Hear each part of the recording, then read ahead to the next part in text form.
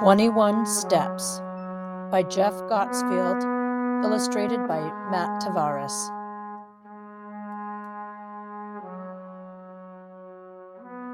My dedication to this sacred duty is total and wholehearted. In the responsibility bestowed on me, never will I falter. And with dignity and perseverance, my standard will remain perfection.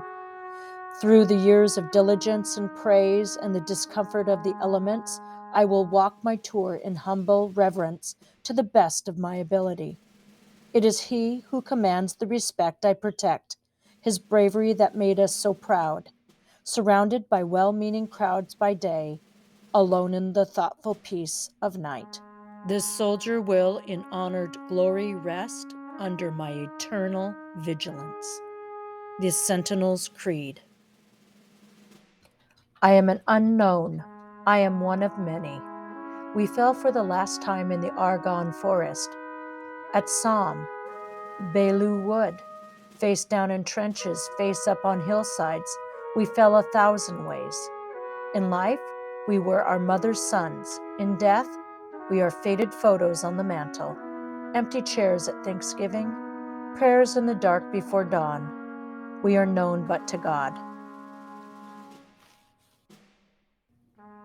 After the war to end all wars, most of America's fallen came home. Their families could place flowers on their graves and pebbles on their headstones. But combat's vile fury left others nameless and faceless. There was no way for loved ones to claim us, no place for our nation to honor our sacrifice. In 1921, one unknown returned to stand for all. I was transported by the Navy to Washington and lay in state in the Capitol, where an army of mourners filed past my casket. Many were families whose sons died nameless and faceless. As they knelt, prayed, and anointed my flag with tears, I felt their stories. The stories of a Boston kid who swung for the fences, a Texas boy who broke horses, a Choctaw Nation farmhand, a Nevada miner. In that moment, I became theirs. On the 11th day of the 11th month, at the 11th hour, a team of horses bore me to Arlington. Thousands packed the amphitheater. There were speeches, taps, and a 21-gun salute when I was laid to rest. As the day lengthened, those for whom I died lingered and drifted on the roiling waters of loss. I gave them peace. People, though, forget easily. My tomb stands on a hill crest. It did not take long for visitors to come for the view and not the meaning. Some brought picnics, feasting gaily above my bones. Volunteers put a stop to that desecration. But as the plaza emptied in the gloaming, I lay alone with my war, mustard gas and barbed wire, bayonet charges and names unanswered at roll call. Late one half-moon night, I heard footsteps. The sharp click of heels, silence. Another click, more silence. 21 footsteps, click, 21 seconds of silence. Click, 21 seconds of silence. 21 more steps. With each step, my war was over.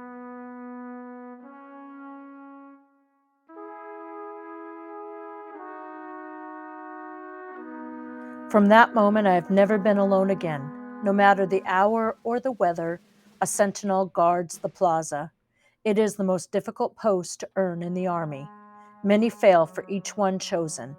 Those granted the privilege may walk the mat for 2 years. Everything they do honors the unknown fallen.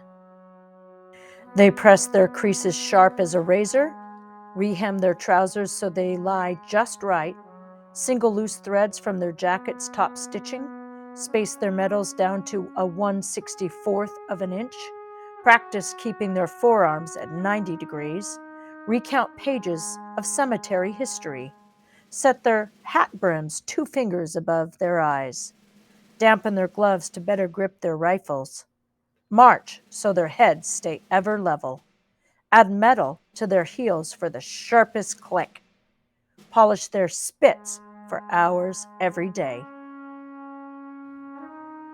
The tomb guards are men and women of every race, religion, and creed. Before joining the army, they were students, mechanics, and supermarket baggers. They have names, families, and stories. Once on the mat, they are only Americans. Their standard is perfection. My guards were present when more unknowns came home, one from World War II and one from Korea.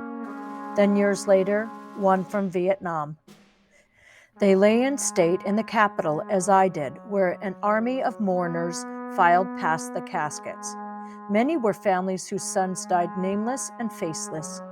Mothers, fathers, sisters, and brothers knelt, prayed, and anointed the flags with tears. Their stories were different and the same. In time, through the wonder of science, the Vietnam unknown was named and returned to his family. His crypt is now empty. We who remain are never alone. Our guards keep faith.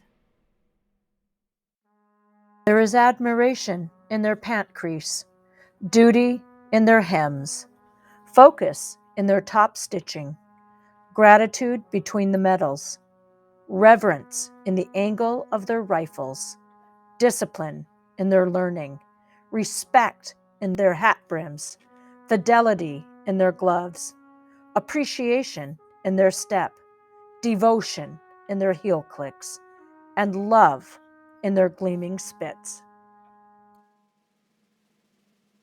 I am an unknown. I am one of many.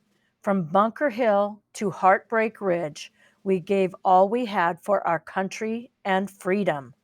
The tomb guards give all they have for us.